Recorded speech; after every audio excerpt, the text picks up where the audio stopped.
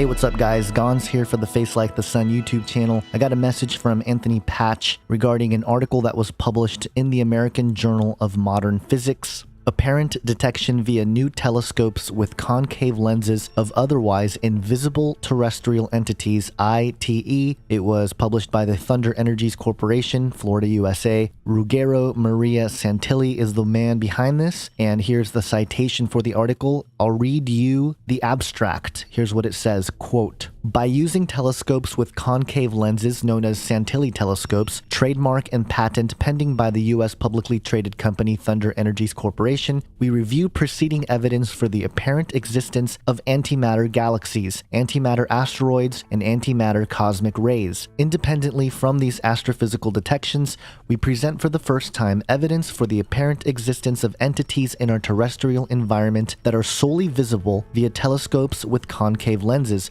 while being invisible to our eyes and to conventional Galileo telescopes with convex lenses, which entities leave dark images in the background of digital cameras attached to the Santilli telescopes. These entities are here called invisible terrestrial entities of the first kind, ITE-1 or dark ITE. We then present, also for the first time, evidence for the apparent existence in our terrestrial environment of additional entities that are also visible to telescopes via concave lenses while being invisible to our eyes and to conventional telescopes with convex lenses, which entities leave bright images in the background of digital cameras. These additional entities are here called invisible terrestrial entities of the second kind, ITE-2 or bright ITE. It is pointed out that both types of entities generally move in the night sky over sensitive areas, and their behavior generally suggests unauthorized surveillance. This paper has been motivated by the significance and diversification of the collected evidence as well as available independent confirmations that warrant systematic inspection of the sky over our sensitive civilian, industrial, and military installations via telescopes with concave lenses so as to detect possible unauthorized surveillance." So there you have it. Evidence for entities that aren't seen to the naked eye but can be seen by these telescopes with concave lenses here. I'll leave a link to the PDF in the description section so you can look at it for yourself, but there are pictures here in the article that allege the data that's being found here.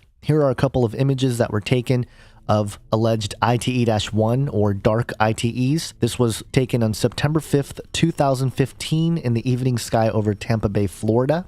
And interestingly enough, it says here, quote, "It should be indicated that ITE-1 appear to be located mostly in the areas of terrestrial or lunar orbits. By contrast, ITE-2 are generally located directly over sensitive civilian, industrial, and military installations and appear to behave in a way strongly suggesting their unauthorized surveillance." So again, they're admitting that they seem to be looking at us or watching us somehow, and I find it interesting that these dark ITEs are mostly found in the atmosphere in lunar orbits, but then these bright ITEs are seen much closer to the surface. And I've pointed this out before, but it's worth mentioning again, Ephesians 6:12, the famous passage about how we wrestle not against flesh and blood, but against rulers, powers, principalities, so forth. And one of the entities that we fight against is in the Greek, cosmocrators, or ruler of this world. And if you look at the definition that Strong's gave of cosmocrators, it says it's a ruler of this world, that is, of the world as asserting its independence of God, used of the angelic or demonic powers controlling the sublunary world, so the world between the moon and the earth. Very fascinating. And here's another interesting quote. "The historical inconsistencies of negative energies have been resolved for antimatter by the underlying new mathematics specifically constructed for antimatter, known as isodual mathematics, with ensuing novel isoduo theory of antimatter. The above results have been confirmed by a number of independent contributions, which provides a comprehensive list of scientific papers published in referred journals and links to PR web releases in antimatter up to early 2015. It says also the detection of ITE-1 and ITE-2 has been independently verified by colleagues and was disclosed for the first time at an invited lecture delivered at the St. Petersburg Astronomy Club on September 25th, 2015.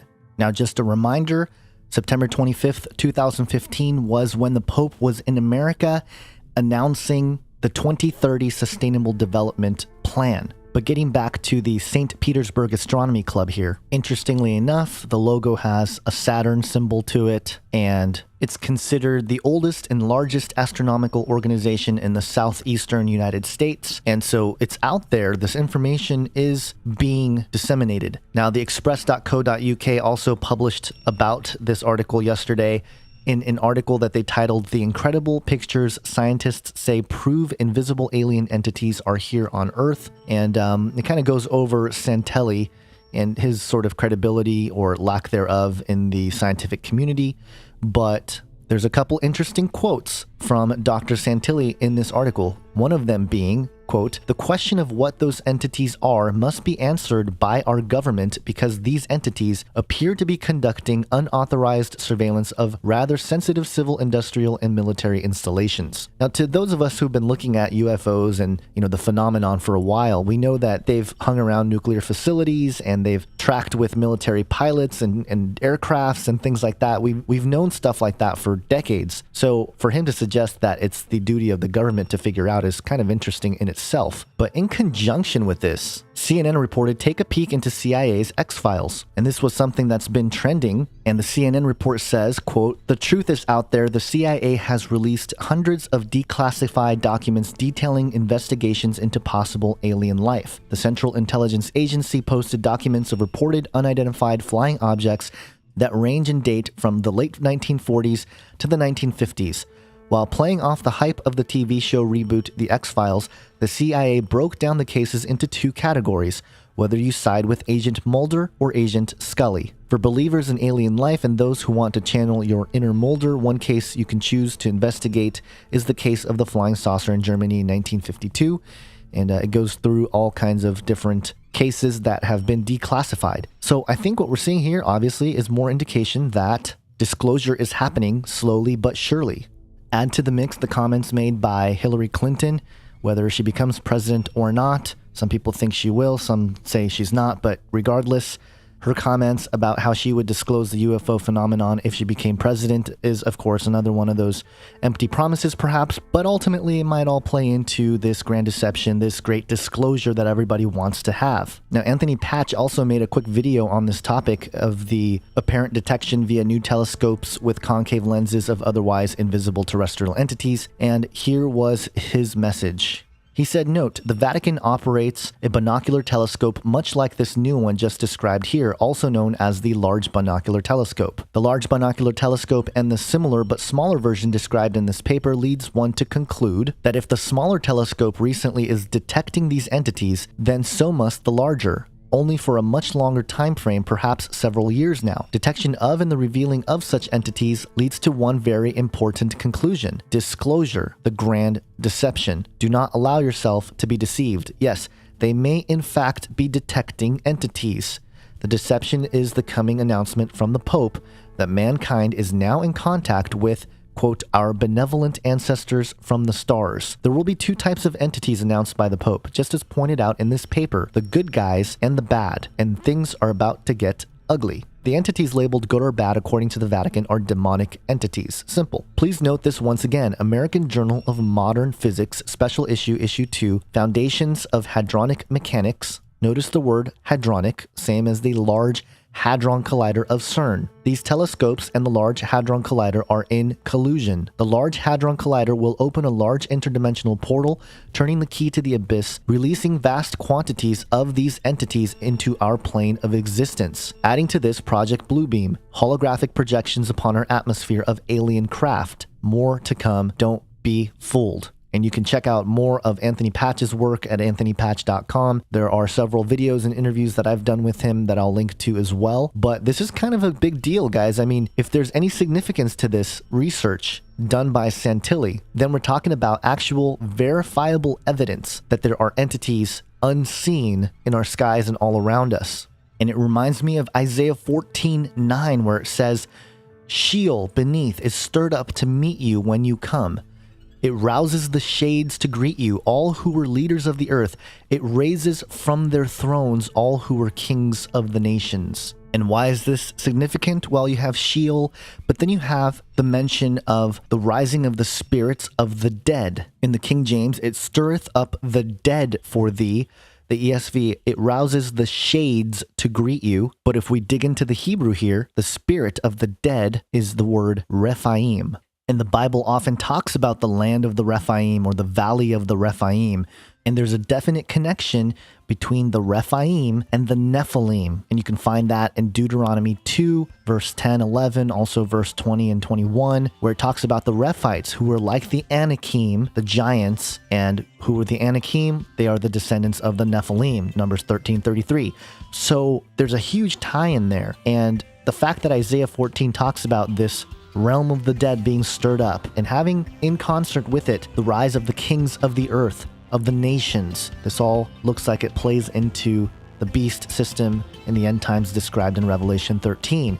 So more dot connections happening, more stuff being pushed into the public eye, preparing the minds of the masses for this grand deception. Is it possible that these dark entities and bright entities are nothing more than Rephaim, spirits of the dead? Thanks for watching my video. Please share it with friends, family, and whoever else you think might benefit from this information. And if you haven't already, please subscribe to the Face Like the Sun YouTube channel and dig around the archives. I have hundreds of videos covering topics ranging from angels, aliens, and the Antichrist to global conspiracies of the New World Order, eugenics, genetics, Genesis 6, the Nephilim, transhumanism, and much, much more. And don't forget to check out my full-length documentaries, Age of Deceit, Fallen Angels, and the New World Order, and Age of Deceit 2, Alchemy, and the Rise of the Beast Image, all of which you can watch for free right here on the Face Like the Sun YouTube channel. And if you want even more content, check out canarycryradio.com, our podcast where we investigate similar issues and interview all kinds of experts on several different topics. In fact, we just finished episode 100, which is 7 hours long, where we interviewed 26 people in one podcast episode. You can find the podcast at canarycryradio.com or go subscribe to the Canary Cry Radio YouTube channel. Again, thanks for watching and have an awesome day. God bless.